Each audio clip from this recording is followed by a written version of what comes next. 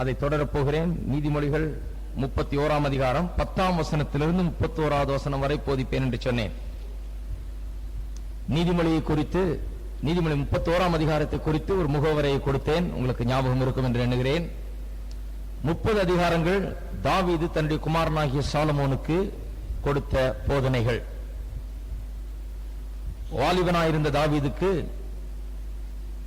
வாலிபனாயிருந்த சாலமோனுக்கு தாவீது கொடுத்த உபதேசங்கள் சாலமோனால் எழுதி வைக்கப்பட்டிருக்கிறது.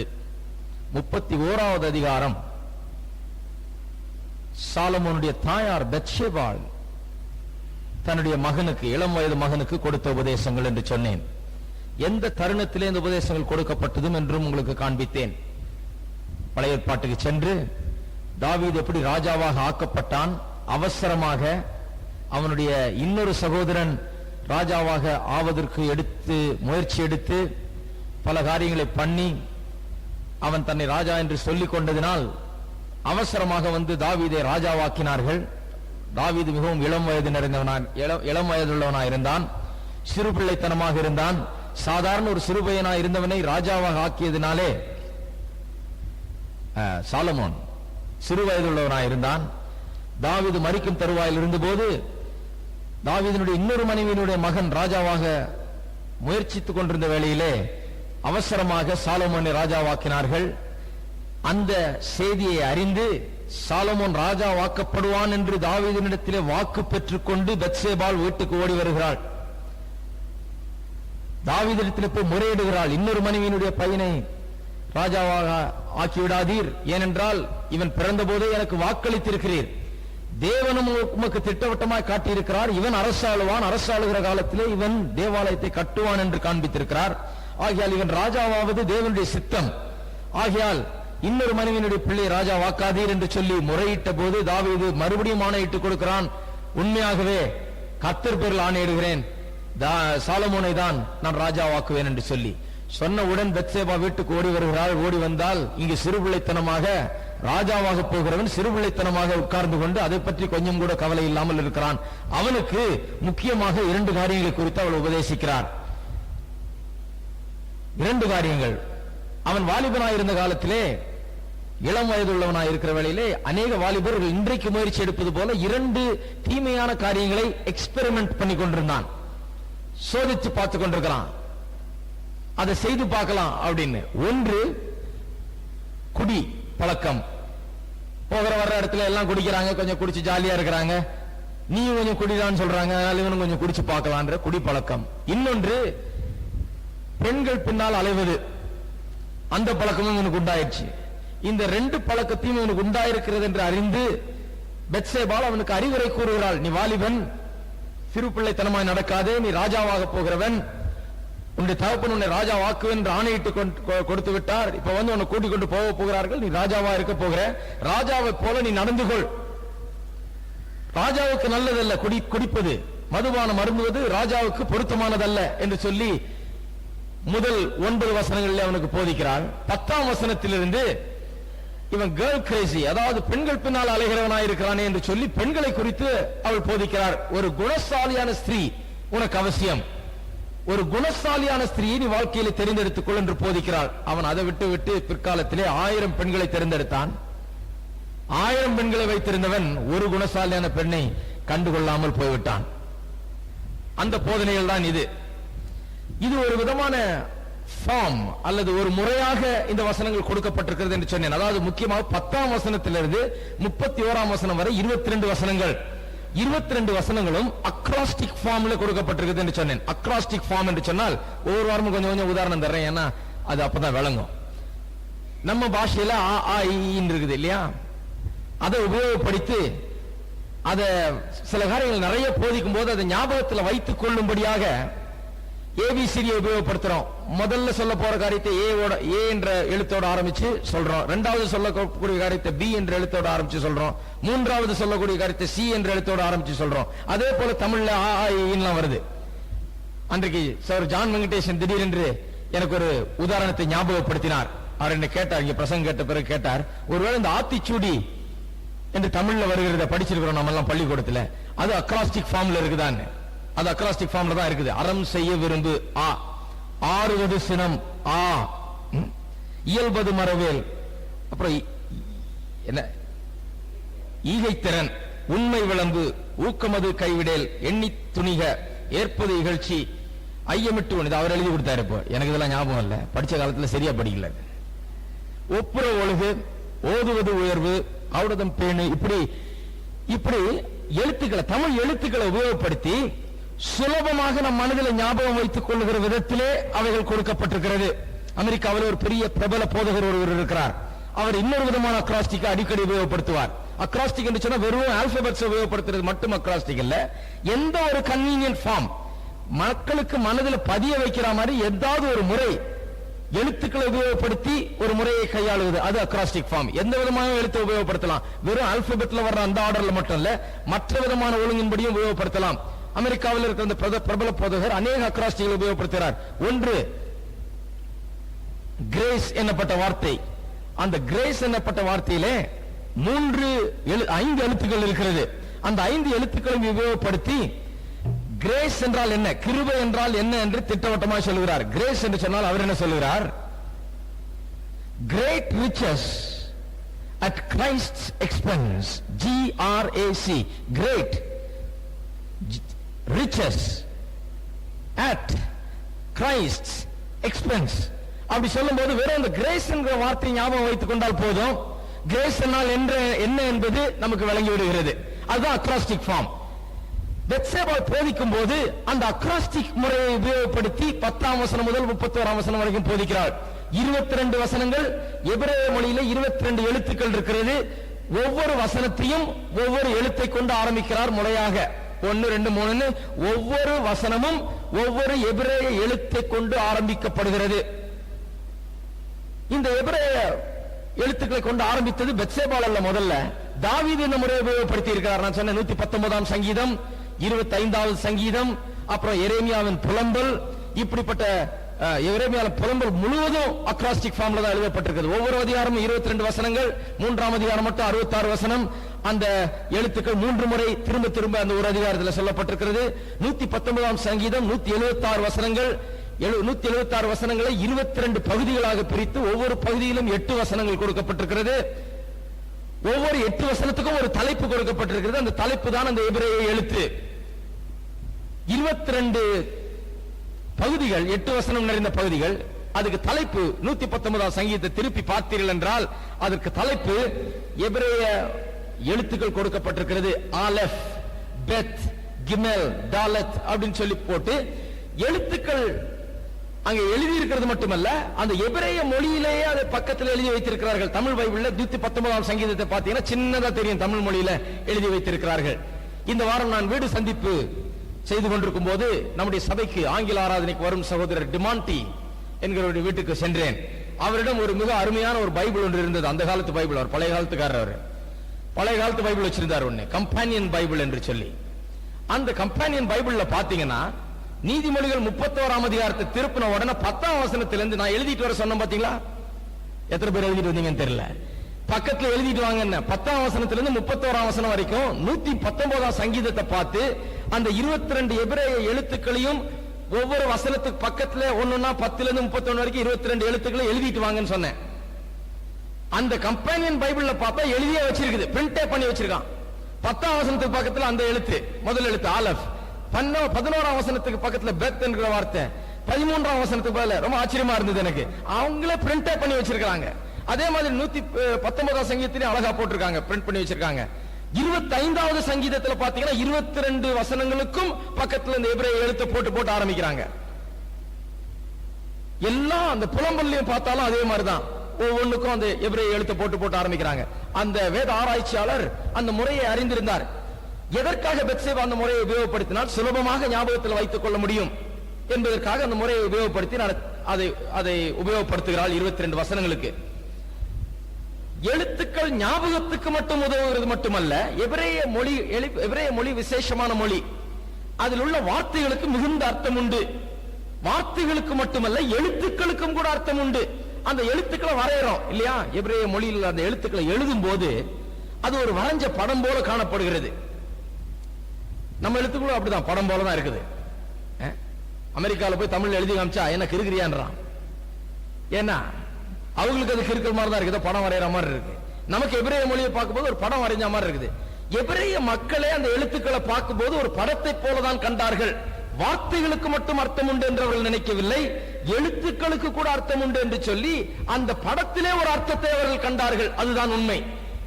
அதை வைத்துதான் அந்த படத்திலே அவர்கள் காண்கிற அர்த்தம், அந்த அக்ராஸ்டிக் முறை, அதை வைத்துதான் இந்த வசனங்களை வியாக்கியானம் பண்ணி கொண்டு வருகிறோம். 10ஆம் வசனம் முதல் எழுத்தை கொண்டு ஆரம்பிக்கப்படுகிறது. ஆலஃப் என்கிற எபிரேய மொழியின் முதல் எழுத்தை கொண்டு ஆரம்பிக்கப்படுகிறது.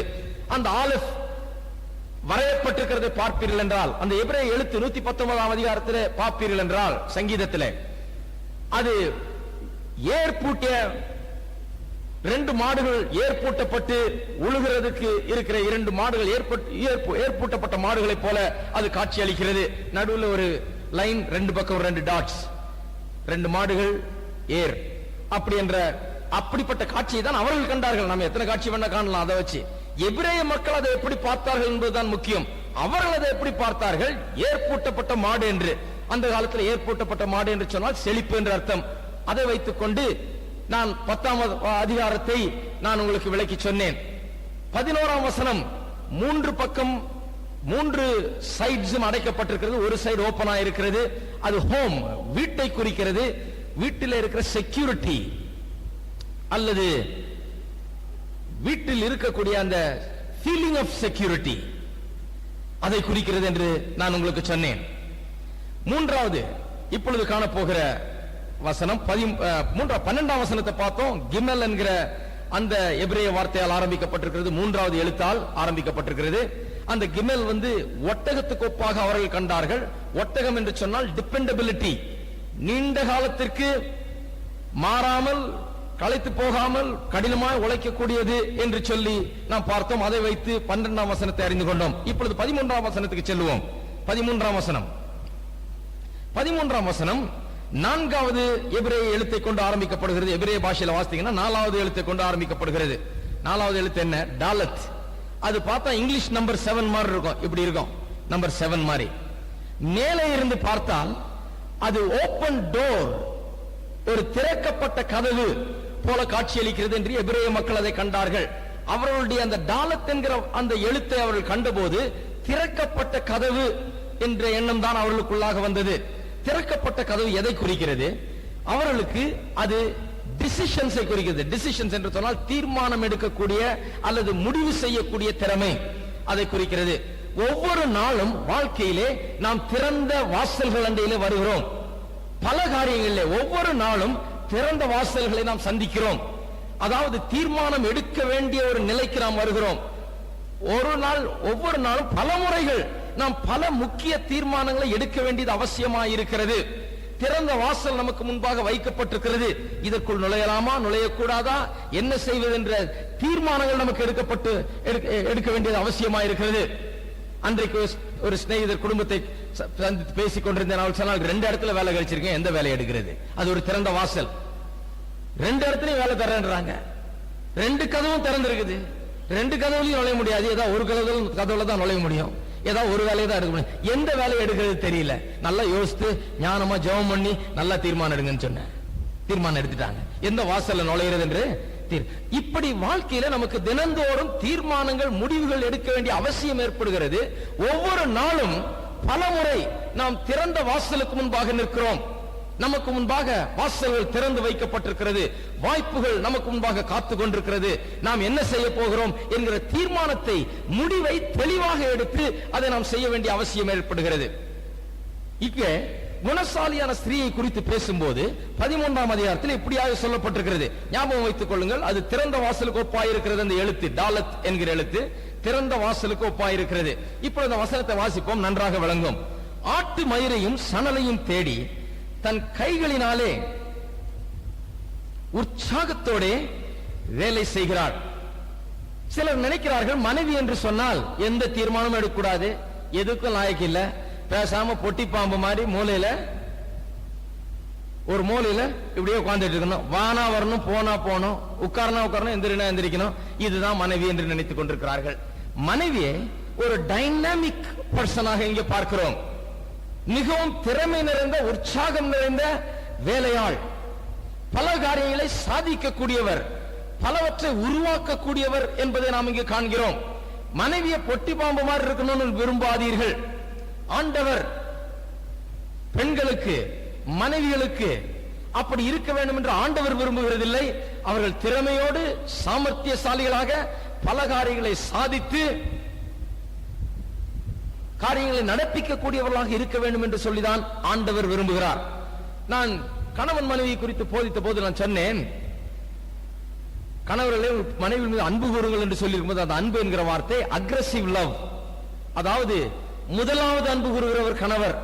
கிறிஸ்து எப்படி சபையை முதலாவது அன்பு கூர்ந்தாரோ, ஆண்டவர் எப்படி நம்மை நாம் நேசிப்பதற்கு முன்பதாக அவர் நம்மை நேசித்தாரோ, அதுபோலவே கணவன் மனைவியை முதலாவது நேசிக்க வேண்டும். அக்ரெசிவ் லவ் அவர்கிட்ட தான் இருக்குது. அவர் தான் சுவிட்ச் ஆன் பண்றார்.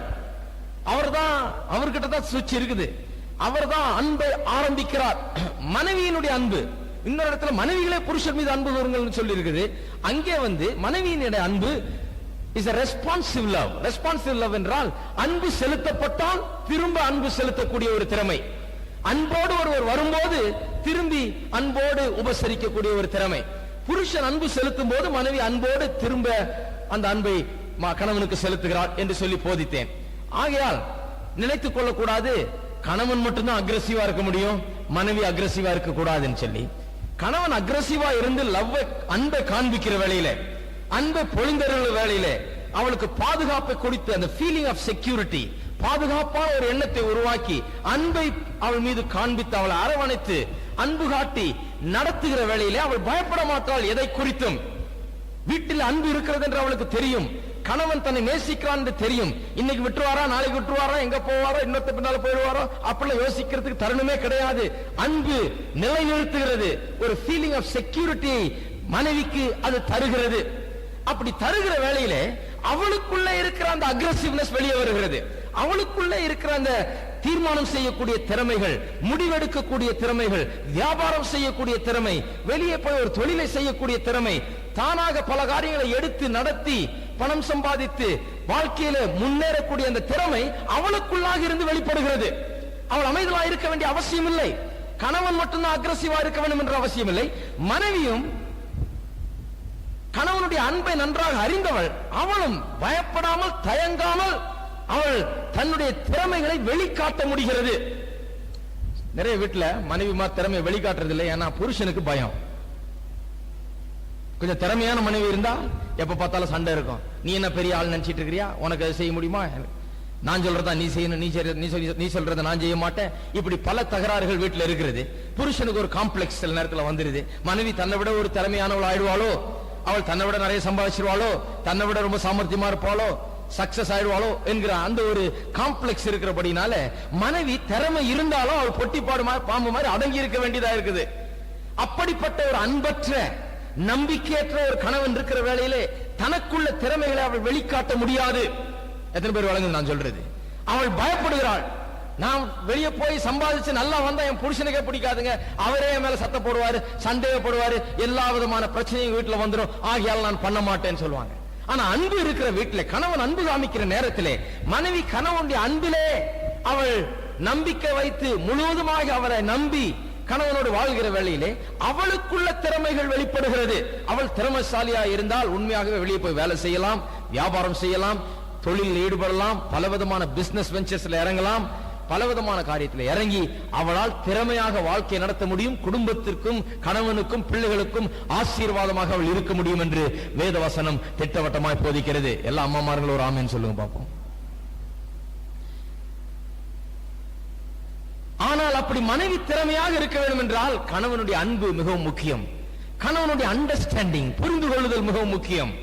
அவளை நம்புவது மிகவும் முக்கியம். அதனால்தான் 11ஆம் வசனத்துல அவனுடைய இருதயம் அவளை நம்பும். அப்படி நம்புற இடத்துல தான் இந்த மாதிரி நடக்கும். நம்பவே இல்லைன்னா வெளியே போனாலே ஆளுக்கு சந்தேகம்னா ஒன்னும் பண்ணவே முடியாது. எவ்வளவு திறமையான மனைவியா இருந்தாலும் வீட்டுல பேசாம கிடக்க வேண்டியதான். எம்ஏ படிச்சிருக்கும் பேசாம வீட்டுல உட்கார்ந்திருக்க வேண்டியதான். என்ன பண்றது? ஒன்னும் பண்ண முடியாது. திறமை நிறைய இருக்கும், ஒன்னும் பண்ண முடியாது. ஏன்னா புருஷன் அந்த மாதிரி ஒன்னும் பண்ண முடியாது. ஆனா அவனுடைய இருதயம் அவளை நம்பும் என்று 11ஆம் வசனத்துல சொல்லி இருக்குது. அதன்படி அவன் நம்பி குடும்பத்தை அன்போடு நேசித்து நடத்துவானால் மனைவியினுடைய திறமைகள் வெளிப்படும்.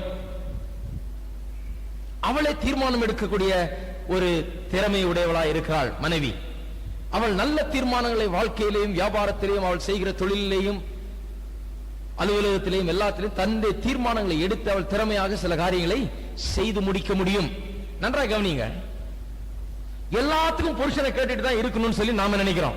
சில நேரத்தில் எல்லாத்துக்கும் புருஷனை கேட்டுக்கிட்டு புருஷனை கேட்காம செய்யற புருஷனை கேட்டு தான் இருக்கணும். எல்லாத்துக்கும் மனைவியால தீர்மானமே எடுக்க முடியாது அப்படின்ற சில நேரத்தில் என்ன இருக்குது.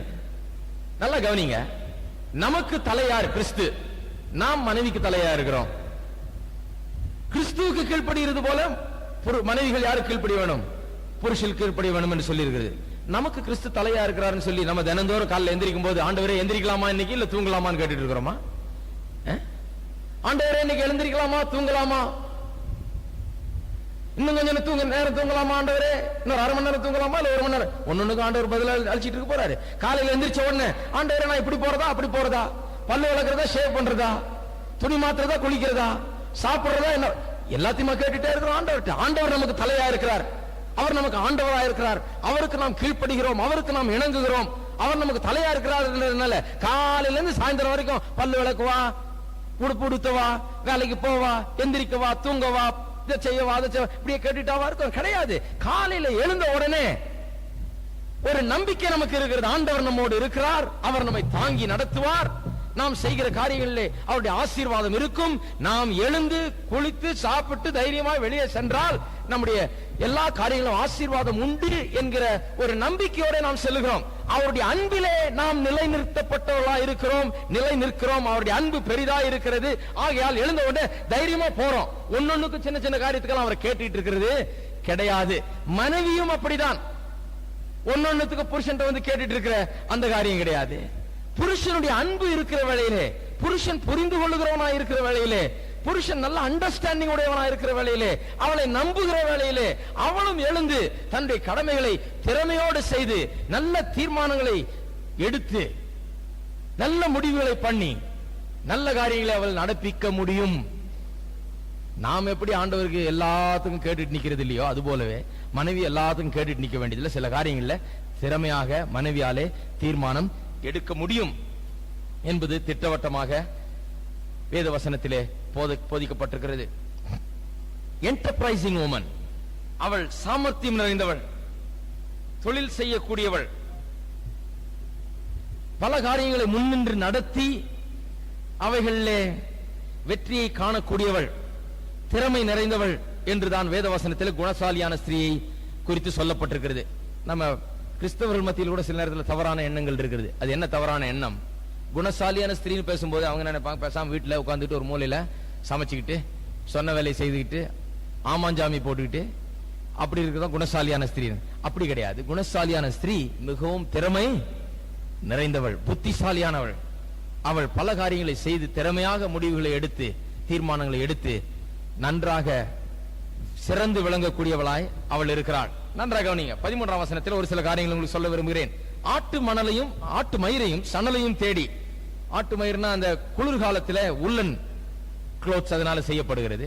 சணல்னா கோடை காலத்தில் செய்து போட்டுக் கொள்கிற உடைகள், அவைகளினால் உருவாக்கப்படுகிறது. அந்த காலத்தில் உள்ளன் அண்ட் பிளாக்ஸ், இங்கிலீஷ்ல உல் அண்ட் பிளாக்ஸ் என்று சொல்லப்பட்டிருக்கிறது. உல் வந்து குளிர்காலத்தில், பிளாக்ஸ் வந்து கோடை காலத்தில் உபயோகப்படுகிறது. ஆட்டு மயிரையும் சணலையும் தேடி தன் கைகளினாலே உற்சாகத்தோடு வேலை செய்கிறாள். நல்லா கவனிங்க. ஆட்டு மயிரையும் சணலையும் தேடி என்று சொல்லப்பட்டிருக்கிறது. இது இவள் வெளியிலே போட்டுக்கொண்டு செல்கிற உடையை காண்பிக்கிறது. ஏன்னா வேலைக்கு போறவ உற்சாகத்தோடு வேலை செய்யறா பாருங்க. வெளியே போய் வியாபாரம் செய்து பின்னால வர்ற வசனங்கள்ல வாசிப்பீங்க.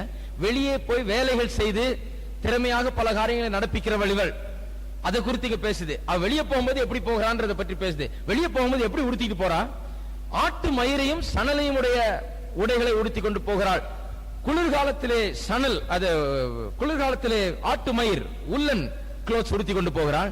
கோடை காலத்திலே சணல், நம்ம ஊர்ல காட்டன் சொல்லும், காட்டன் போட்ட காட்டன்ல செய்யப்பட்ட உடைகளை உடுத்தி கொண்டு அவள் போகிறாள் இல்லையா? வெளியே போகும்போது எப்படி போகிறாள் என்பதை குறித்து இங்கு பேசப்படுகிறது. வீட்டில் இருக்கும்போது எப்படி பண்ணுகிறாள் 22ஆம் வசனத்தில் சொல்லப்பட்டிருக்கிறது. வீட்டில் என்ன உடுத்துகிறாள் அதை கொஞ்சம் கவனிங்க. 22ஆம் வசனம் பிறகு நான் சொல்லுவேன். ஆனா இப்ப கவனிங்க. வெளியே போகும்போது ஆட்டு மயிரும் சணல் நாளுடைய உடையை அணிந்து கொள்கிறாள். ஆனால் வீட்டில் இருக்கும்போது மெல்லிய புடவையும் ரத்தாம்பரமும் அவள் உடுப்பு. நாம நினைப்போம் வெளியில போகும் தானுங்க சில்க்கும் பர்பிளும் போடணும், வீட்டில் இருக்கும்போது நல்ல எதையோ ஒண்ணு ஜமுக்கால மாதிரி போட்டுக்கலாம். வீட்டில் இருக்கும்போது இதை கிடைச்சத தூக்கி பேசாம போட்டு தலை வாரினா வாராட்டி என்ன, குளிச்சானா குளிக்காட்டி என்ன, பவுடர் போட்டானா போடாட்டி என்ன. வெளியே போகும்போது தாங்க முக்கியம். சில்க்ல போனோம், அங்க போகும்போது பட்டு புடவை உடுத்திட்டு போனோம், அங்க போகும்போது அழகா இருக்கணும். வேதத்துல சொல்லி இருக்குது வெளியே போகும்போது சணலையும் ஆட்டு மயிரிலாலும் உண்டான உடையை உடுத்தி கொண்டு போகிறாள். வீட்டில் இருக்கும்போது என்ன போடுறா? ரத்தாம்பரமும் பட்டு புடவையும் தனக்கு உடுப்பா இருக்கிறது. அதுனா என்ன அர்த்தம்? அவள் அலங்கரிப்பு, அவள் அருமையாய் உடை உடுத்துவது, தன்னை அலங்கரித்துக் கொள்வது உலகத்தில் இருக்கிறவன் பார்க்கிறதுக்காக அல்ல. வெளியே போகும்போது நல்லா தான் உடுத்திட்டு போறா, டீசென்டா உடுத்திட்டு போறா, சுத்தமா போறா, அழகா உடுத்திட்டு தான் போறா. ஆனால் அதை விட அழகாக வீட்டிலே உடுத்துகிறாள் தன்னுடைய கணவனுக்காக. தன்னுடைய கணவன் தான் அவளுக்கு முக்கியம். வெளியே போகிறது போது ரொம்ப கண்ணியத்தோட ரொம்ப ரொம்ப அழகாக உடுத்திட்டு போறான். ஆனா வீட்டில் இருக்கும்போது அதை விட அழகாக பட்டு புடவையும் ரத்தாம்பரம், அதுக்கு எல்லாம் போய் நேரம் பட்டு புடவை தான் வீட்டில் கட்டிட்டு இருக்கணும்னு அர்த்தம் கிடையாது. என்ன அர்த்தம் என்று சொன்னால் அவள் வேற யாரையும் கவர்ந்து இழுக்க முயற்சிக்கிறவள் அல்ல. அவளுடைய கவர்ச்சி மற்றவர்களுக்கு அல்ல. அவளுடைய கவர்ச்சி தன்னுடைய கணவனுக்காக மட்டும்தான். அவள் அழகாக இருப்பது தன்னுடைய கணவனுக்காக, அவள் அழகாக உடுத்துவது தன்னுடைய கணவனுக்காக, அவள் விலையேறப்பெற்ற அருமையான உடைகளை உடுத்திக் கொள்வது தன்னுடைய கணவனுக்காக. 1 பேதுரு 3ஆம் அதிகாரத்தில் விலை உயர்ந்த வஸ்திரங்களை உடுத்தக்கூடாதுன்றது மாதிரி சிலர் சொல்லிடுவாங்க. அதை வாசிட்டு 1 தீமோத்தேயு 2ஆம் அதிகாரத்தையும் வாசிட்டு அப்படி சொல்லிடுவாங்க. முழு வேதத்தையும் நம்ம வாசிக்க வேண்டியதா இருக்குது. வேதத்தில் அப்படி சொல்லவே இல்லை. விலை உயர்ந்த வஸ்திரம் உடுத்துவதில் தப்பே கிடையாது. அவங்க வசதிக்கு ஏற்ற மாதிரி அவங்கவுங்க உடுத்திக்கிறாங்க. பட்டு புடவை உடுத்திக்கூடியவங்க பட்டு புடவை உடுத்திக்கிறாங்க, மற்ற புடவைகள் உடுத்தி கொள்ளக்கூடியவங்க அதன்படி உடுத்திக் கொள்கிறாங்க. அதை பற்றி வேதத்தில் அப்படி சொல்லவில்லை. அங்க சொல்லப்பட்டிருக்கிறது என்ன? அழிந்து போகிற அலங்காரம், அழியாத அலங்காரம் என்று 2 அலங்காரங்கள் இருக்கிறது. 2த்துல எது முக்கியம்? அழியாத அலங்காரம் முக்கியம். வெறும் பட்டு புடவையும் நல்ல அழகான நகைகளும் போட்டுக்கொண்டு தன்னை ஆடம்பரப்படுத்திக் கொண்டு உள்ள ஒரு அமைதியிலும் சாந்தமும் உள்ள ஆவி என்கிற அந்த நல்ல குணம் இல்லை என்றால் அது சரியல்ல என்றுதான் அங்க போதிக்கப்பட்டிருக்கிறது. அங்கே உடுப்பு உடுத்தக்கூடாது என்று சொல்லியோ அல்லது விலையுயர்ந்த வஸ்திரத்தை உடுத்தக்கூடாது என்று சொல்லியோ சொல்லவில்லை. 2த்தையும் ஒப்பிட்டு பார்த்து எது முக்கியம் அதை முக்கியமாக உங்கள் வாழ்க்கையில வைத்துக் கொள்ளுங்கள் என்றுதான் சொல்லப்பட்டிருக்கிறது. ஏனென்றால் மற்ற இடங்களில் வேதத்திலே விலையுயர்ந்த வஸ்திரத்தை பற்றி போதிக்கிறது, இங்க பட்டு புடவை குறித்து போதிக்கிறது. நல்லா அண்டர்லைன் பண்ணி வச்சுங்க அம்மா மாதிரி. ஏன்னா யாராவது சொல்லுவாங்க இந்த மாதிரி, ஹலோ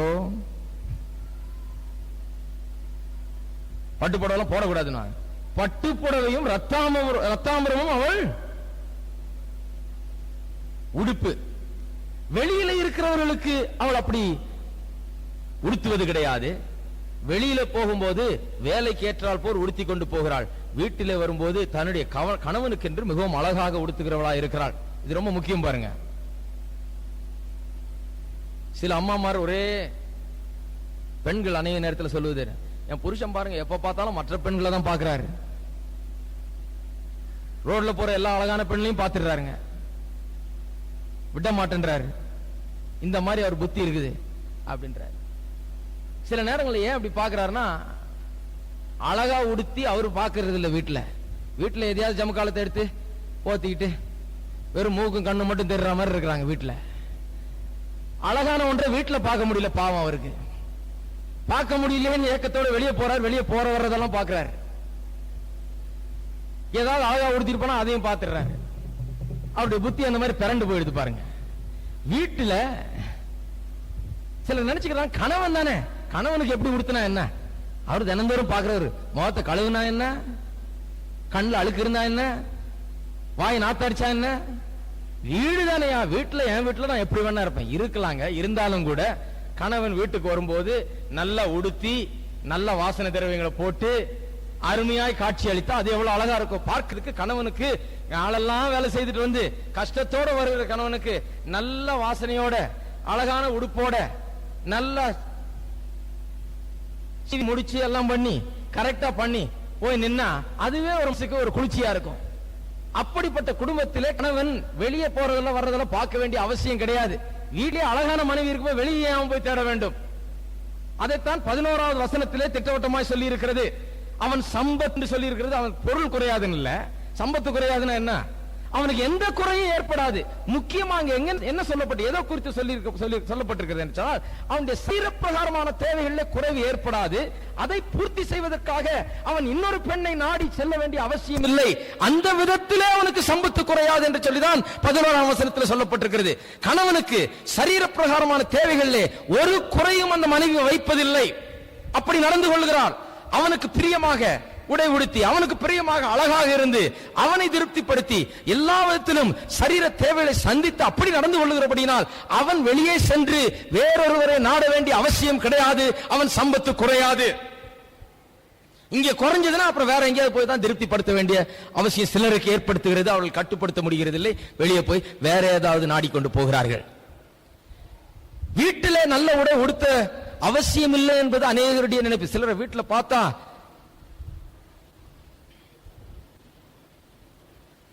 சரியாவே ஒண்ணும் பண்ண மாட்டாங்க, பாக்குறதுக்கு அவ்வளவு அகோரமா இருக்கும்.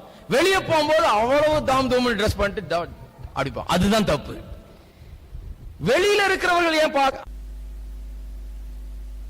போகிறார் வேலைக்கு போகும்போது, வீட்டிலே பட்டுப்புடவையும் ரத்தாம்பரமும் பர்பிள் அவளுடைய உடுப்பா இருக்கிறது. நல்ல கவனிங்க. தன் கைகளினால் உற்சாகத்துடனே வேலை செய்கிறார். கைகளினால உற்சாகத்தோட வேலை செய்கிறார். உற்சாகத்தோட வேலை செய்கிறாள். எல்லா மனைவியும் வீடெல்லாம் அழுக்கா கிடக்குது, சோஃபாலாம் அழுக்கா இருக்குது, டைனிங் டேபிள்லாம் அழுக்கா இருக்குது. வீட்டுக்கு வந்து ஓ கர்த்தருக்கு ஸ்தோத்திரம், உற்சாகத்தோட வேலை செய்யறேன், ஓ இன்னைக்கு எவ்வளவு அழுக்கு இருக்குது, பிரைஸ் தி லார்ட், இன்னைக்கு எல்லாம் அப்படியே செய்யறாங்க. கிடையாது. அழுக்க பார்த்தா கொஞ்சம் வருத்தமா தான் இருக்குது. என்ன இந்த மாதிரி பண்ணி வச்சிருக்காங்களே, இதெல்லாம் துடைக்கணுமே. அப்படி இருந்தும் ஏன் உற்சாகத்தோட வேலை செய்யற? உற்சாகத்தோட வேலை செய்யறானா ஏதோ சோதரம் போட்டு வேலை செய்யறான்னு அர்த்தம் இல்ல. உற்சாகம் எங்க இருந்து வருகிறது? தன்னுடைய கணவனுக்காக, தன்னுடைய குடும்பத்துக்காக, தன்னுடைய பிள்ளைகளுக்காக செய்கிறோமே என்கிற அந்த எண்ணம் அவருக்குள்ள இருக்கிறபடினால, என்னுடைய குடும்பத்துக்காக, என்னுடைய பிள்ளைகளுக்காக, என்னுடைய கணவனுக்காக நான் இதை செய்கிறேன் என்கிற எண்ணம் அவளுக்குள்ள இருக்கிறதாலே உற்சாகம் அவளுக்குள்ளாக வருகிறது. அழுக்கையும் ஒழுங்கினத்தையும் வீடு கிடக்கிற நிலையும் பார்த்தவள் சோர்ந்து போவது கிடையாது. சோர்ந்து போகிறதுக்கு வாய்ப்பு இருந்த போதும் கூட அவள் வீட்டுக்கு வந்தது என்ன பண்றா? ஒரு உற்சாகம் வருகிறது. ஏன்? அவளுடைய கணவனை அவர் விரும்புகிறார், தன்னுடைய பிள்ளைகளை விரும்புகிறாள். அதனாலே அவளுக்கு உற்சாகம். கணவன் வரத்துக்குள்ள எல்லாம் ரெடியா பண்ணி வைப்போம், அழகாக வைப்போம். அந்த உற்சாகம் அவளுக்குள்ள ஒரு மோட்டிவேஷன் இருக்கிறது. வேலை செய்வதற்கென்று ஒரு உற்சாகம் அவளுக்குள்ளாக கிளம்புகிறது. எல்லா மாமரும் ஒரு ஆமேன்னு சொல்லுங்க பாப்போம். உற்சாகமா ஆமேன்னு சொல்லுங்க. உற்சாகத்தோட வேலை செய்கிறாள். அந்த உற்சாகம் ஏன் வருகிறது? தன்னுடைய கணவனுக்காக செய்கிறோமே என்று சொல்லி அவள் உற்சாகத்தோடு. ஒரு டிரான்ஸ்லேஷன் ஆங்கிலத்தில் சொல்லப்பட்டிருக்கிறது, with much pleasure she works. மிகுந்த ஆனந்தத்தோட இன்பத்தோட அவள் வேலையில் செய்கிறாள். ஏன்னா தன்னுடைய குடும்பத்துக்கு, தன்னுடைய கணவனுக்கு செய்ய வேண்டியது இவைகள் என்று சொல்லி அவள் அவ்வளவு உற்சாகமாக செய்கிறாள். அதைத்தான் அங்க சொல்லப்பட்டிருக்கிறது. உற்சாகம் எப்படி வரும்? தான் குடும்பம், தான் கணவன், தனக்காக நம்ம செய்ய வேணும், இதெல்லாம் செய்ய வேணும் என்கிற அந்த ஒரு நல்ல எண்ணம் இருக்கிற வேளையில உற்சாகம் வருகிறது. கணவன் செய்ய அன்பு காண்பிக்கல, வீட்டுல பிரச்சனை, தகராறு, சண்டை சச்சரவுன்னு அந்த உற்சாகமே இருக்காது. என்னத்தை செய்து என்ன பிரயோஜனம்? புருஷன் ஒரு நல்ல வார்த்தை சொல்ல மாட்டேன்றாரு. எவ்வளவு செய்தாலும் அந்த மனுஷன் விடும், ஒரு பாராட்டும் கிடையாது, ஒரு நல்ல வார்த்தையும் கிடையாது, ஒண்ணும் கிடையாது. அப்படிப்பட்ட குடும்பங்கள் கொஞ்சம் கஷ்டமா தான் இருக்கும். ஏன்னா மனைவியை பாராட்டுறதே கிடையாது, மனைவியினுடைய வேலையை பெருசா எண்ணுகிறதே கிடையாது, மனைவி செய்கிற நல்ல காரியங்களை ஒரு பெரிதா நினைக்கிறதே கிடையாது சில கணவன்மார். அப்பொழுது மனைவிக்கு அந்த உற்சாகம் குறைஞ்சிருது பாருங்க. நாமளும் கொஞ்சம் உற்சாகப்படுத்தும் போது அவர்களும் உற்சாகம் அடைகிறார்கள். அன்பு காட்டுகிற வேளையிலே சேவை செய்வதிலே அவர்கள் மிகவும் உற்சாகத்தோடு காணப்படுகிறார்கள். ஏனென்றால் தன்னுடைய கணவன், தன்னுடைய பிள்ளைகள் என்று சொல்லி அந்த ஒரு உற்சாகம் கிளம்புகிறது. 14ஆம் வசனம், 14 பார்ப்போம். அவள் வியாபார கப்பல்களை போல் இருக்கிறாள், தூரத்திலிருந்து தன் ஆகாரத்தை கொண்டு வருகிறாள். தூரத்திலிருந்து தன்னுடைய ஆகாரத்தை கொண்டு வருகிறாள். 119ஆம் சங்கீதத்தில் எடுத்து 5வது எழுத்தை பார்த்தீர்கள் என்றால் HE ஹே என்று போட்டிருக்கும். அது ஹே என்று வாசிங்க, ஹீ இல்ல, ஹே, ஹே என்று போட்டிருக்கும். அது எப்படி இருக்கும் என்றால் 3 பக்கங்களும் லைன் போடப்பட்டிருக்கிறது. எப்படி போட்டிருக்கு? இடது பக்கம் இருக்கிற லைன்ல லைனும் மேல இருக்கிற லைனும் இணையாதபடி நடுவில் ஒரு சின்ன கேப் கொடுக்கப்பட்டிருக்கிறது. அது வேணா கவனிங்க. இடது பக்கம் இருக்கிற அந்த நெடுக போடப்பட்டிருக்கிற அந்த லைனுக்கும் மேலே இப்படி போடப்பட்டிருக்கிற லைனுக்கும் நடுவே ஒரு கேப் உண்டு பண்ணப்பட்டிருக்கிறது. அந்த கேப், அந்த இடைவெளியை எபிரேய மக்கள் கண்டபோது அவர்கள் அதை ஜன்னல் என்று அதை அழைத்தார்கள். விண்டோ. அந்த விண்டோ எதை குறிக்கிறது? அந்த ஜன்னல் எதை குறித்தது? அவர்களுக்கு பெர்ஸ்பெக்டிவ். வாழ்க்கையிலே சரியான கண்ணோட்டம், வாழ்க்கையில சரியான பெர்ஸ்பெக்டிவ், ஒரு கண்ணோட்டம். பல காரியங்கள் இருக்குது வாழ்க்கையில, ஆனா சரியான கண்ணோட்டம் நமக்கு தேவை. வாழ்க்கையில சரியான கண்ணோட்டம். சரியான கண்ணோட்டம் என்று சொன்னால் சில காரியங்களை புரிந்து கொண்டு நல்ல தெளிவா மனதில் வைத்துக் கொண்டு இது இப்படி அது அப்படின்னு சொல்லி தெளிவா சில காரியங்களை மனதில் கொண்டிருப்பது. சார்ல்ஸ் ஹேட்டன் ஸ்பர்ஜன் என்று சொல்லி பெரிய பிரசங்கியார். சார்ல்ஸ் ஸ்பர்ஜன் நீங்க கேள்விப்பட்டிருப்பீங்க. அவர் பிரசங்கிப்பதை குறித்து போதிக்கிறார். அந்த புத்தகத்தில் சொல்லுகிறார், பிரசங்கத்திலே உதாரணங்கள் இருக்க வேண்டியதுதான், ஆனா வெறும் உதாரணத்தை வச்சு பிரசங்கம் பண்ண முடியாதுன்னு சொல்றார். ஏன் என்று சொன்னால் உதாரணங்கள் எல்லாம் ஜன்னல்களை போல, வீட்டில் வைக்கப்படும் ஜன்னல்களை போல. வெறும் ஜன்னலை வச்சு ஒரு வீடு கட்டிட முடியாது. வெறும் ஜன்னலா வச்சு கல் அடிச்சே வீட காலி பண்ணுவாங்க இந்த காலத்தில். அதுவும் வெறும் ஜன்னலை வச்சு கட்டினா இல்லையா? ஜன்னல் அங்கங்க வைக்கிறோம். எதுக்கு வைக்கிறோம்? ஒரு நல்ல காத்து அடிக்கும், நல்ல வெளிச்சம் வரும் அப்படின்னு சொல்லி ஜன்னல் எல்லாம் மூடிட்டா என்ன ஆயிடும்? ஒண்ணுமே தெரியாது. என்ன ஏதுன்னு, எந்த பக்கம் இருக்கிறோம் எங்க இருக்கிறோம் ஒண்ணுமே தெரியாது. ஜன்னல் இல்லாம ஃபுல்லா செவரை வச்சு மூடிட்டா காத்தும் அடிக்காது, மூச்சு திணறிடும், வெளிச்சமும் அடிக்காது. எங்க இருக்கிறோம்ன்ற பெர்ஸ்பெக்டிவே போயிடும். கிழக்கா மேற்கா தெற்கா வடக்கான்றது அந்த இதே போயிடும் இல்லைங்களா? அது போலதான் இதுவும்.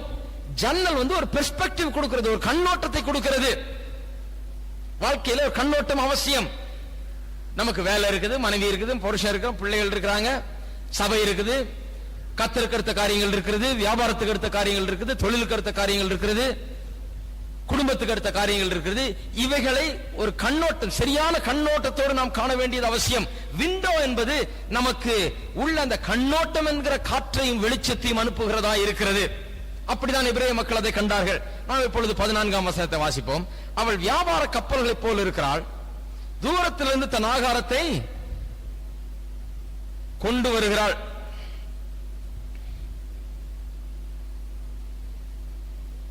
தூரத்திலிருந்து தன் ஆகாரத்தை கொண்டு வருகிறாள். இன்றைக்கு அநேக நேரத்தில் பாருங்க, பெண் வேலை செய்யலாமா செய்யக்கூடாதா, இது ஒரு பெரிய பிரச்சனை.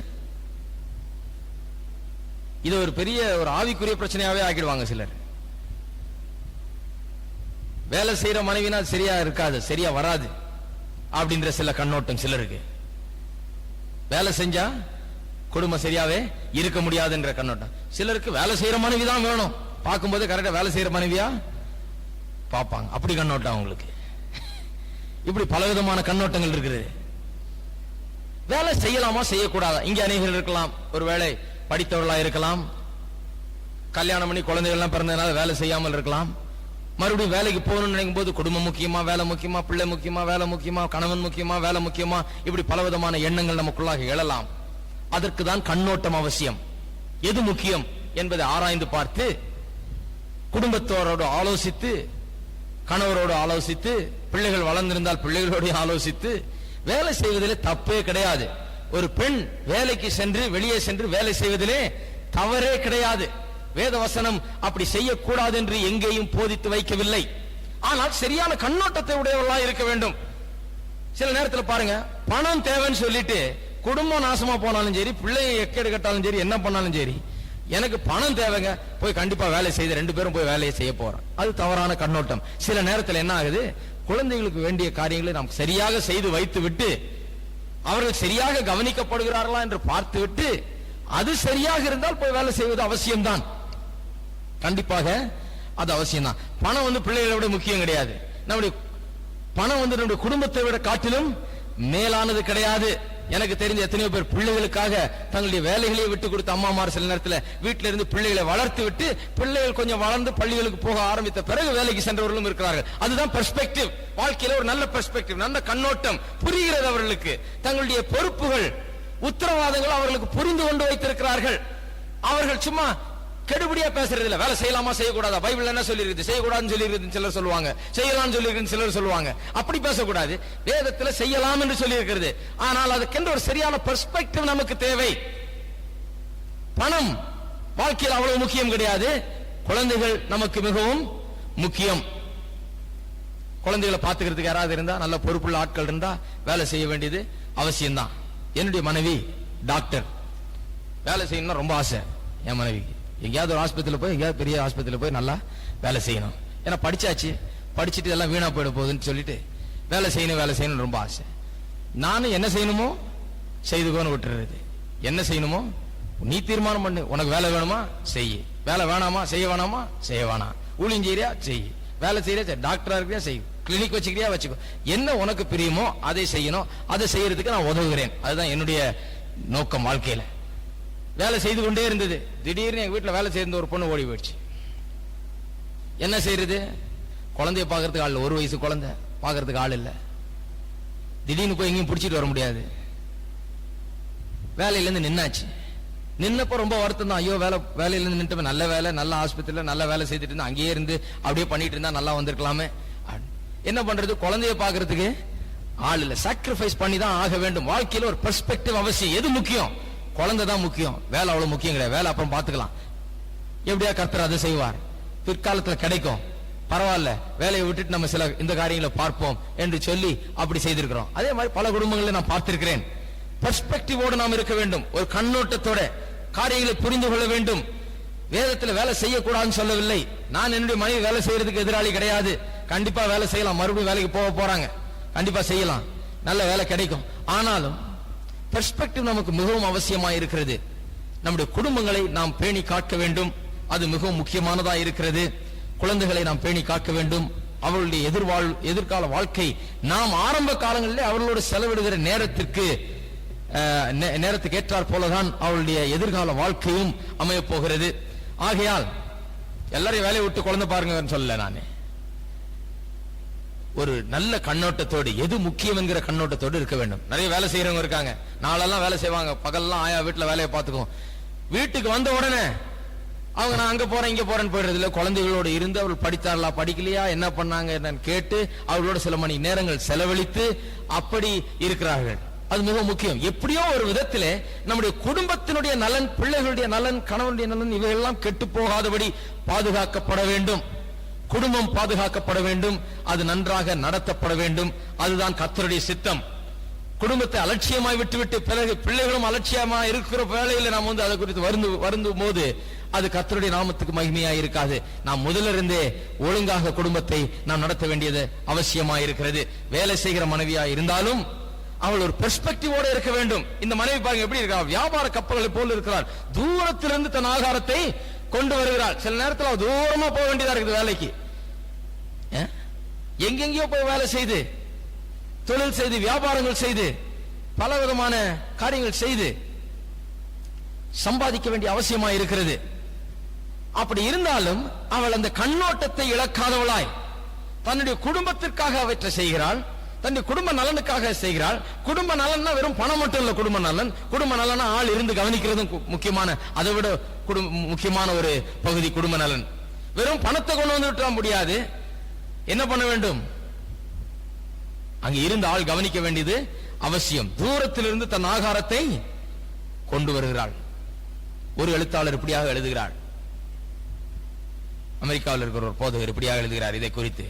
தூரத்திலிருந்து ஆகாரத்தை கொண்டு வருகிறாள் என்றால் தன்னுடைய குடும்பத்திற்கு வேண்டிய ஆகாரத்தையோ மற்றதையோ வாங்க செல்லும் போது தூரத்தை அவள் ஒரு பெருசாக நினைப்பதில்லை.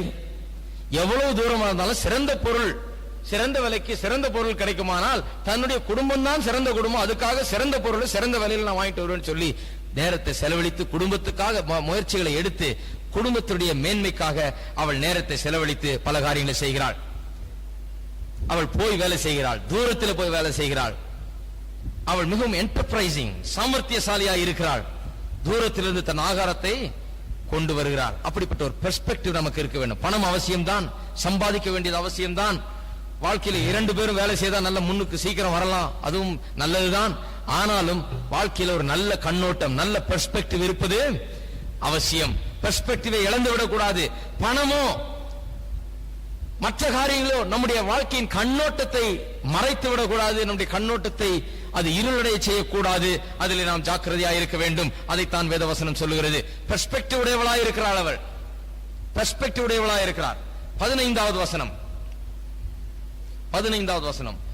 இருட்டோட எழுந்து தன் வீட்டாருக்கு ஆகாரம் கொடுத்து தன் வேலைக்காரிகளுக்கு படி அழைக்கிறாள். 119ஆம் சங்கீதத்திலே 6வது எழுத்து எபிரேய எழுத்தை பார்த்தீர்கள் என்றால் வாவ், VAU என்கிற எழுத்து போடப்பட்டிருக்கும். அதுதான் எபிரேய எழுத்து, 6வது எழுத்து. அதை பார்த்தீங்கன்னா சுவத்திலே நாம் கோட்டுக்கிட்டு சட்டெல்லாம் மாற்றத்துக்கு ஒரு ஆணி மாதிரி வைப்போமே சில நேரத்தில், இப்படி வந்து இப்படி இருக்கும். அந்த மாதிரி இருக்கும் அந்த எழுத்து, இப்படி இருக்கும். அது அநேக நேரத்தில் இப்படி செவுத்தில் அடிக்கப்பட்டிருக்குது அந்த ஆணி. ஒரு நெயில் ஒரு பெக், ஒரு கொக்கி மாதிரி இப்படி இருக்குது. நம்ம ஒன்னொன்னு சட்டை கழட்டி அதில் மாற்றோம் இல்லைங்களா? அதை போல காட்சி அளிக்கும். எபிரேய மக்கள் அதை குறித்து என்ன நினைக்கிறார்கள் என்று சொன்னால், இந்த மனைவி இப்படிப்பட்ட குணசாலியான ஒரு ஸ்திரீ வீட்டில் இருப்பாள் என்றால், வீட்டில் எல்லாமே எவ்ரிதிங் ஹேங்ஸ் ஆன் ஹர், எல்லாம் அவளை பொறுத்துதான் எல்லாம் இருக்கிறது என்று அவர்கள் எண்ணுகிறார்கள். நாம் எப்படி சட்டையை மாட்டி சட்டையை கழட்டி அதுல தொங்க விடுறோமோ, கலப்பா வந்து சட்டையும் பையும் எல்லாத்தையும் அதுல தொங்க விடுறோமோ, அதுபோல மனைவி இருக்கிறாள். களைத்து பலவிதமான சவால்களை வாழ்க்கையில சந்தித்து வீட்டுக்கு களைத்து வருகிற வேளையிலே மனைவி ஒரு இளைப்பாறுதல் இடமாக இருக்கிறாள். அவளை சுற்றிதான் எல்லாம் குடும்பத்தில் நடந்து கொண்டிருக்கிறது.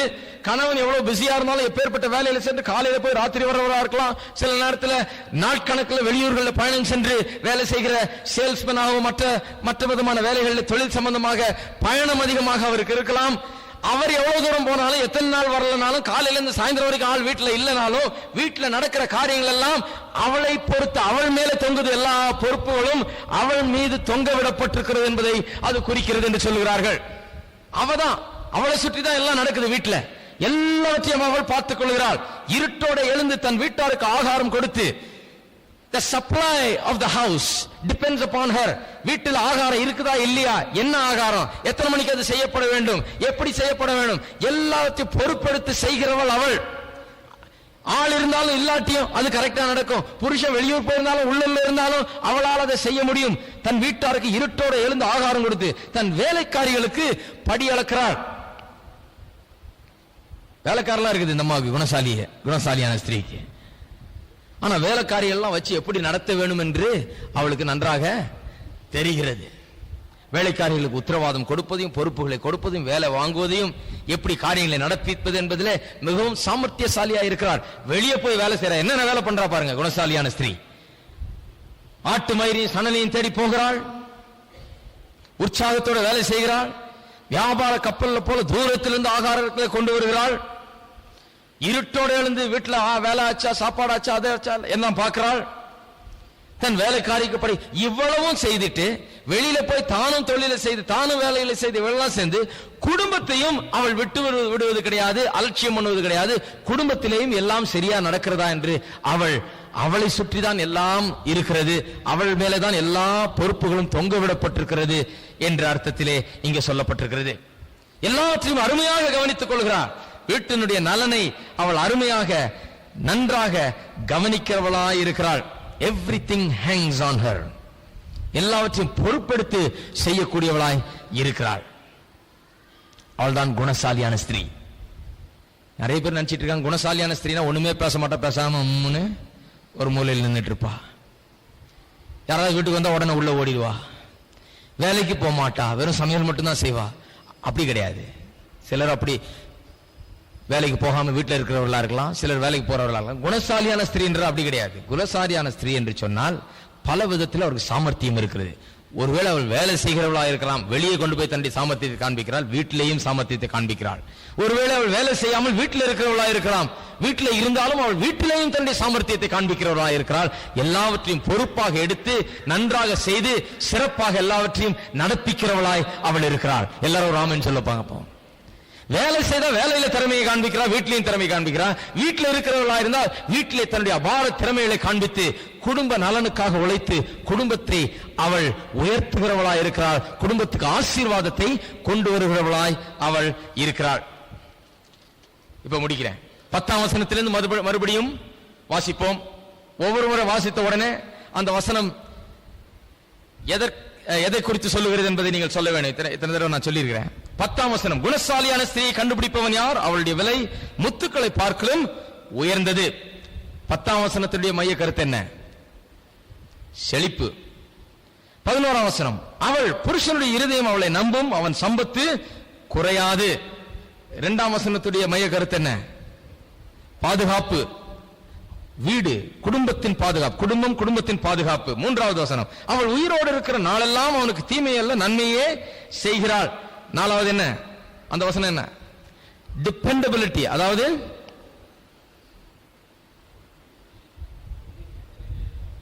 எந்த நிலையிலும் மாறாம ஒட்டகம் எப்படி தலையை ஆட்டுறதே இல்ல. பாலைவனத்துல போனாலும் காட்டுல போனாலும் ஊருக்குள்ள போனாலும் எங்க போனாலும் தலை மட்டும் ஸ்டெடியா இருக்கும், உடம்பெல்லாம் ஆடும், தலை மட்டும் ஆடவே ஆடாது. மனைவி அப்பேற்பட்டவள், எந்த சூழ்நிலையும் அவளை மாற்றுகிறது கிடையாது. தேவனுடைய வசனத்திலேயும் ஜெபத்திலேயும் உறுதியா இருக்கிறபடினால் சூழ்நிலைகளை கண்டு அவள் அதுக்கேற்றால் போல் நடக்கிறவள் அல்ல. பணம் இருக்கும்போது திட்டுறவளும், பணம் இல்லாதப்ப, பணம் இருக்கிறப்ப நல்லா இருக்கிற, பணம் இருக்கிறப்ப திட்டுறாங்க, பணம் இருக்கிறப்ப திட்டியும், பணம் இருக்கிறப்ப நல்லா இருந்தும் பணம் இல்லாதப்ப திட்டியும் இப்படி இருக்கிறவள் அல்ல குணசாலியான ஸ்திரீ. எப்போதும் அவள் ஜெபித்து தேவனுடைய வார்த்தையில் அவள் உறுதியாய் நிற்கிறபடினால் அவள் அசைக்கப்படாதவளாய் இருக்கிறாள். வீட்டுல பணம் இருந்தாலும் சரி, நிறைய இருந்தாலும் சரி, குறைவா இருந்தாலும் சரி, என்னவா இருந்தாலும் நல்ல ஒரு ஆட்டிடியூட், நல்ல ஒரு மனப்பான்மை உடையவளாய் ஸ்டெடியா போகிறவள் தான் அந்த மனைவி. இந்த மனைவி ஸ்டெடியா இல்லைன்னா பெரிய புயல் அடிக்கிற மாதிரி தான் இருக்கும். வீட்டுல கொஞ்சம் காசு கம்மியாச்சுன்னா தொலைஞ்சது. 1ஆம் தேதியான ரொம்ப சந்தோஷமா இருக்கும், 15ஆம் தேதிக்கு மேல நரகம் தான்.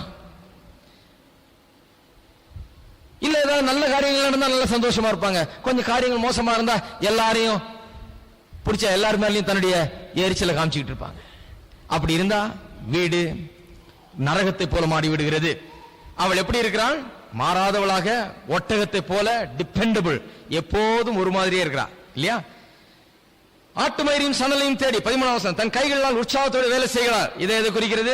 ஓபன் டோர், டிசிஷன்ஸ், தீர்மானம் செய்யக்கூடிய திறமை. திறமைசாலி அவர், தீர்மானங்களை, முடிவுகளை எடுக்கக்கூடியவள். வீட்டுக்கென்று குடும்பத்துக்கென்று திறமையான முடிவுகளை எடுக்கக்கூடியவளாய் அவள் இருக்கிறாள். Enterprising woman. இருட்டோடு எழுந்து தன் வீட்டாருக்கு ஆகாரம் கொடுத்து தன் வேலைக்காரிகளுக்கு படி அளக்கிறாள். எல்லாம் அவள் பேர்ல தான் தொங்குது. எல்லா பொறுப்புகளும், வீட்டின் பொறுப்புகள் அனைத்தும் அவள் பேரில் தொங்குகிறது. அவள் எல்லாவற்றையும் நன்றாக கவனிக்கிறவளாக இருக்கிறாள், திறமைசாலியாக இருக்கிறாள் இல்லையா? இவ்வளவு வசனம் கவனிச்சிருக்கோம். 16ஆம் வசனத்திலிருந்து அடுத்த வாரம் நாம் போதிக்க போகிறோம். மற்றவர்களுக்கு சொல்லுங்கள், மற்றவர்களை அழைத்து வாருங்கள். இது மிகவும் முக்கியமான போதனை என்று நான் கருதுகிறேன். இந்த காலங்களிலே குடும்பத்தை குறித்து போதிப்பது மிகவும் அவசியம். எத்தனை பேர் நினைக்கிறீங்க குடும்பத்தை குறித்து போதிப்பது அவசியம்? சிலர் பாருங்க, இயற்கையாகவே நல்ல குடும்பம் அவங்களுக்கு அமைஞ்சிருச்சு, நல்ல அன்பானவர்கள், நல்ல ஒழுக்கமான வாழ்க்கையை வாழ்கிறார்கள். சிலர் கர்த்தருக்குள்ள பல வருஷமா இருக்கிறாங்க, ஒரு நல்ல முதிர்ச்சி பெற்றவர்களா இருக்காங்க, குடும்பம் எல்லாம் நல்லா இருக்குது. அவர்களுக்கு சில நேரத்தில் இது அவசியம் தானா என்று தோணலாம். ஆனா இன்றைக்கு நம்முடைய நாட்டின் நிலைமை, கிறிஸ்தவ மக்களின் நிலைமையும் கூட, குடும்பங்கள் நிலைமை மோசமா இருக்கு. சில நேரத்தில் பலவிதமான தவறான எதிர்பார்ப்புகள் இருக்கிறது, தவறான முறையிலே நடந்து கொள்கிற குடும்பங்கள் இருக்கிறது. ஆகையால் நாம் குடும்பமாக கர்த்தருக்கு மகிமை செலுத்துகிறவர்களாக வாழ வேண்டியது முக்கியம். நாம் அப்படி வாழும்போது நம்முடைய குடும்பங்களில் ஆசீர்வாதம் வருகிறது, குடும்பம் ஆசீர்வதிக்கப்படுகிறது, நம்முடைய உறவுகளிலே அன்பு பெறுகிறது, கணவன் மனைவியின் மத்தியிலே அன்பு பெறுகிறது. குடும்பம் வாழக்கூடிய ஒரு நல்ல பரலோகத்தை போல இருக்கிறது. அது வெறும் பிரச்சனை நிறைந்த ஒரு இடம் அல்ல. அது என்ன?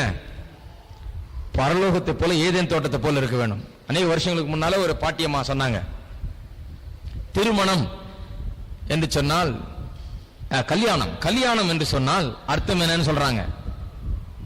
கலி என்றால் துன்பம், யானம் என்று சொன்னால் துன்பத்தை தரித்துக் கொள்ளுதல். ஆனம்னா தரித்துக் கொள்ளுதல், கலினா துன்பம். ஆக கல்யாணம் என்றால் துன்பத்தை தரித்துக் கொள்ளுதல். நான் இது ரொம்ப வருஷமா நம்பிட்டேன். இதனாலே கல்யாணம்னால நமக்கே பயம். ஏன்னா கல்யாணம்னா இப்படி ஒரு அர்த்தம் இருக்குது. கல்யாணம்னா துன்பத்தை தரித்துக் கொள்ள, துன்பத்தை அவன் தரித்துக் கொள்ள விரும்புறான். உலகத்துல நமக்கு என்னத்துக்கு இந்த துன்பம், இருக்கிற துன்பம் போதாதா அப்படின்னு நான் பல ஆண்டுகள் எண்ணினது உண்டு. ஆனால் நல்ல ஆவிக்குரிய சகோதரி, எத்தனையோ வருஷமா ஆவிக்குரிய வாழ்க்கையில் இருந்தவங்க, அவங்க ரொம்ப வேதத்துல ரொம்ப நல்ல அறிவு நிறைந்தவர்கள் தான். ஆனா அவங்க குடும்ப வாழ்க்கை சரியா அமையல. புருஷனோட ஒரு சமாதான சந்தோஷம் கிடையாது. புருஷனும் மனைவி எப்பவுமே பிரிஞ்சுதான் வாழ்ந்தவங்க. அவங்களுக்குள்ள பல மனக்கசப்புகள், வெறுப்பான அனுபவங்கள், கசப்பான அனுபவங்கள் இருந்து வந்தது பல ஆண்டுகளாக. அதை வைத்துக் கொண்டு அந்த அம்மா அவ்வளவு ஆவிக்குரிய அம்மாவா இருந்தாலும் கல்யாணத்துக்கு இப்படி ஒரு அர்த்தத்தை கொடுத்துட்டாங்க. நான் இதை வேதத்தில் உள்ள அர்த்தம் நினைச்சிட்டு இருக்கிறேன். கல்யாணம் துன்பத்தை தரித்துக் கொள்ளுதல் நான் நினைச்சிட்டு இருக்கிறேன். அப்புறம் வேதத்தை படிக்கும் போது எனக்கு ஞாபகம் வந்தது, எனக்கு அறிவு வந்தது. வேதத்துல இந்த அர்த்தம் கொடுக்கல. அந்த அம்மா நல்லா வேதத்தை படிச்சு மற்றதெல்லாம் கரெக்டா தான் சொல்றாங்க. இந்த கல்யாணத்தை மட்டும் உலக பிரகாரமான அர்த்தம் சொல்றாங்க, தன்னுடைய சொந்த அனுபவத்திலிருந்து அர்த்தம் சொல்றாங்க. நான் புரிஞ்சுக்கிட்டேன், கல்யாணம்னா வேதத்தில் அப்படி அர்த்தம் சொல்லப்படவில்லை. கல்யாணம் கணவன் மனைவி ஒன்றாக வாழ்வது, கிறிஸ்துவும் சபையும் ஒன்றாக வாழ்வதற்கு ஒப்பிடப்பட்டிருக்கிறது. அவருடைய சமூகத்தில் பேரானந்தம் இருக்கிறது, மகிழ்ச்சி இருக்கிறது, சந்தோஷம் இருக்கிறது. சபை ஆண்டவரை துதிக்கிறது, அவருக்கு இணங்குகிறது, அவரோடு செல்லுகிறதா இருக்கிறது, அவருடையதா இருக்கிறது, அவருக்காக வைராக்கிய பாராட்டுகிறதா இருக்கிறது. அப்படிப்பட்ட வாழ்க்கை தான் கணவன் மனைவியுடைய வாழ்க்கை. அது சந்தோஷம் நிறைந்த வாழ்க்கை. சபையும் கிறிஸ்துவும் எப்படி இருக்கிறார்களோ அப்படியே தான் கணவனும் மனைவியும் இருக்கிறார்கள். நாம் எல்லாரும் எழுந்து நிற்போம், தலைவனை ஜெபிப்போம். ஹல்லேலூயா. எத்தனை பேர் இன்றைக்கு வந்ததில் சந்தோஷப்படுகிறீர்கள்? எங்கள் அன்பின் தேவனே, இந்த காலை வேளைக்காக உமக்கு ஸ்தோத்திரம்.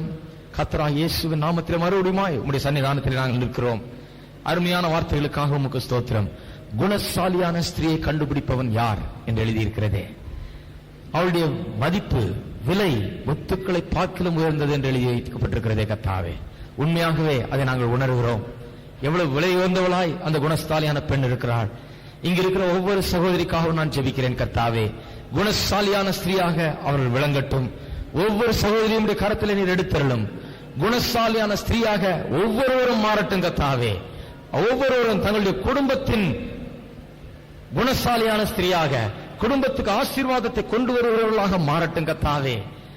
ஏதோ ஒரு மூலையில் அடங்கி கிடப்பவர்களாக அல்ல, ஒன்றும் பேசாதவர்களாக, அப்பாவிகளாக, ஒதுக்கப்பட்டவர்களாக, கர்த்தாவே திறமை இல்லாதவர்களாக அப்படியே கிடப்பவர்களாக அல்ல, திறமைசாலிகளாக, குடும்பத்துக்கு ஆசீர்வாதத்தை தேடி தருகிறவர்களாக, நல்ல கண்ணோட்டத்தை உடையவர்களாக, பல காரியங்களை செய்து அதில் வெற்றி காண்கிறவர்களாக, நல்ல தீர்மானங்களை குடும்பத்துக்கு என்று எடுக்கக்கூடியவர்களாக கர்த்தாவே ஒவ்வொரு குடும்ப தலைவர்களையும் நீர் ஆசீர்வதித்துள்ள வேணுமே. இங்க இருக்கிற ஒவ்வொரு அம்மாமார்களையும், சகோதரிகளையும், இளம் சகோதரிகளையும் நீர் ஆசீர்வதித்துள்ள வேணுமே கர்த்தாவே. சிறந்த விளங்குகிறவர்களாக ஒவ்வொரு வைத்துள்ள கர்த்தாவே. ஒருவருடைய வாழ்க்கையாவது வீண் போகக்கூடாது கர்த்தாவே. ஓ, தங்களுடைய திறமைகளை முழுமையாக அவர்கள் வெளிக்கொண்டு வந்து நீர் அவர்களுக்குள்ளாக வைத்திருக்கிற தாளந்துகள், திறமைகளை வெளிக்கொண்டு வரட்டும். அவர்கள் படித்த படிப்பு, மற்ற வளர்த்துக் கொண்ட திறமைகள் அனைத்தும் குடும்ப வாழ்க்கை என்ற பெயரிலே அடக்கி போடப்படாமல், அது மூடப்படாமல், கணவனுடைய அன்பு இல்லாததனால், கணவனுடைய ஆதரவு இல்லாதனால் அவைகள் ஒன்றுமில்லாமல் போகாமல் இருக்காதபடி அவைகள் ஒளிவிட்டு பிரகாசிக்கட்ட கர்த்தாவே. ஓ, அன்பு பெருக பெருக குடும்பத்திலே அந்த ஃபீலிங் ஆஃப் செக்யூரிட்டி வரும்போது கர்த்தாவே இவருடைய திறமை, இவருடைய ஆற்றல்கள் வெளிப்படட்டும் கர்த்தாவே. குடும்ப நலனுக்காக வெளிப்படட்டும், தேவனுடைய மகிமைக்காக இந்த பெண்களுடைய ஆற்றல்கள் வெளிப்படட்டும் கர்த்தாவே. சிறந்து விளங்குகிறவர்களாக, திறமைசாலிகளாக, காரியங்களை சாதிக்கிறவர்களாக, நல்ல தீர்மானங்கள், ஜெயத்தையும் செழிப்பையும் ஆசீர்வாதத்தையும் வாழ்க்கையில மறுமலர்ச்சியும் கொண்டு வருகிற பெரிய தீர்மானங்களை செய்யக்கூடியவர்களாக அவர்களை வைத்திருக்க வேண்டுமே கர்த்தாவே. சகோதரமார்களுக்காக ஜெபிக்கிறேன். அன்பு பெருகட்டும் கர்த்தாவே. உம்மை போல நேசிக்கிறவர்களாய் ஒவ்வொருவரையும் நீர் வைத்திருக்க வேண்டுமே. குடும்பங்களை ஆசீர்வதித்தருளும். பிரச்சனைகளுக்குள்ளாக, போராட்டங்களுக்குள்ளாக சென்று கொண்டிருக்கிற குடும்பங்களுக்காக ஜெபிக்கிறேன். இயேசுவின் நாமத்திலே ஒவ்வொரு குடும்பத்தையும் நீர் கர்த்தாவே மீட்டெடுத்துள்ள வேண்டுமே கர்த்தாவே. சந்தோஷத்தையும் சமாதானத்தையும் குடும்பங்களுக்குள்ளே அனுப்பும். அங்கிருக்கிற குழப்பங்களை நீக்கியருள் கர்த்தாவே. எல்லா பிசாசுடைய குழப்பங்களையும் இயேசுவின் நாமத்திலே அகற்றுகிறோம். குடும்பங்களை அழிக்க நினைக்கிற பிசாசே, இயேசுவின் நாமத்திலே உன் பேரில் அதிகாரம் செலுத்துகிறேன். உனக்கு அதிகாரம் கிடையாது. குடும்பங்களில் சந்தோஷம் நிலவட்டும், திருப்தி, சமாதானம் நிலவட்டும். குடும்பம் குடும்பமாய் இவர்களை ஆசீர்வதித்தருளும். உமக்கென்று வம்ச வம்சமாய் கர்த்தாவே வளர்க்கப்படுகிறவர்களாக, உடைய நாமத்தை மகிமைப்படுத்துகிறவர்களாக குடும்பம் குடும்பமாய் இவர்களை வைத்தருளும். ஒவ்வொருவரையும் பேர் பெற ஆசீர்வதித்தருளும். மற்ற வியாதிகளோடு, தேவைகளோடு, பாரங்களோடு, கவலைகளோடு வந்தவர்களுக்காக ஜெபிக்கிறேன். இயேசுவின் நாமத்திலே பாரங்களையும் கவலைகளையும் வியாதிகளையும் போக்கியவர்கள் கர்த்தாவே நிம்மதியும் சந்தோஷத்தையும் சுகத்தையும் பலத்தையும் ஆரோக்கியத்தையும் நிறைவாய் அளித்தருளும். ஆசீர்வதித்து காத்துக்கொண்டு வழி நடத்தும். உமக்கே கனம் மகிமை துதி செலுத்துகிறோம். இயேசுவின் நாமத்திலே கேட்டுக்கொள்கிறோம் பிதாவே, ஆமென். நம்முடைய கர்த்தராகிய இயேசு கிறிஸ்துவின் கிருபையும் பிதாவாகிய தேவனுடைய அன்பும் பரிசுத்த ஆவியானவருடைய ஐக்கியமும் நம் அனைவரோடும் இன்றைக்கும் என்றைக்கும் இருப்பதாக. ஆமென். ஹல்லேலூயா. இந்த ஆராதனை குறித்து மற்றவர்களுக்கு சொல்லுங்கள், மற்றவர்களையும் அழைத்து வாருங்கள். இப்ப 2 ஆராதனை ஆக்கிட்டோம். காலையில தமிழ், பிறகு ஆங்கிலம் என்று ஆக்கிவிட்டோம் இல்லையா? தமிழ்னு தனியா ஆரம்பிச்சப்போ கொஞ்சமாக ஆரம்பிச்சோம், சின்ன அளவுல தான் ஆரம்பிச்சோம். இப்ப நாம் வளர்ந்து கொண்டே வருகிறோம். இன்னும் கூடிய சீக்கிரத்தில் நிறைஞ்சிரும் நினைக்கிறேன். இந்த ஹாலே நிறைய எத்தனை பேர் நம்புறீங்க? தமிழ் ஆராதனை இந்த ஹாலே நிறைய கூடிய அளவுக்கு ஆட்கள் வருவார்கள். தமிழ் ஆராதனைக்கு மட்டும் அவ்வளவு வரும் என்று நான் விசுவாசிக்கிறேன். ஆங்கில ஆராதனையும் அப்படியே. நாம் போய் மற்றவர்களுக்கு சொல்ல வேண்டும், மற்றவர்களை கர்த்தரிடத்தில் நடத்த வேண்டும், அவர்களுக்காக ஜெபிக்க வேண்டும், தொடர்ந்து ஊழியம் செய்ய வேண்டும். ஆங்காங்கே வேலை செய்கிற இடங்களில் பக்கத்திலே எல்லாருக்காகவும் ஜெபித்து ஊழியம் செய்து ஆத்துமாக்களை ஆதாயப்படுத்த வேண்டும், கொண்டு வர வேண்டும். அநேக நன்றாக செய்கிறீர்கள், தொடர்ந்து செய்யுங்கள், ஆத்துமாக்களை சம்பாதியுங்கள், கர்த்தர் உங்களை ஆசீர்வதிப்பார். இங்க கற்றுக்கொண்ட சத்தியங்களை போட்டு மனசை நிரப்பிக்காதீங்க. இதை கொண்டு போய் வெளியே போதியுங்கள், சொல்லிக் கொடுங்கள், மற்றவர்களோடு பேசுங்கள், கர்த்தர் உங்களை ஆசீர்வதிப்பார். நாம் இந்த பாட்டை பாடுவோம், பிறகு நாம் கலைந்து செல்வோம். ஜி சேனைகளின் கர்த்தரவர் நாமத்தால் எழும்பி முன் செல்வேன், வீணர்தம்மை வென்றெழுந்தார். தம் நாமத்தால் கர்த்தரவர் என்றுரைப்பேன், என்னுறவர் நான் என்று நம்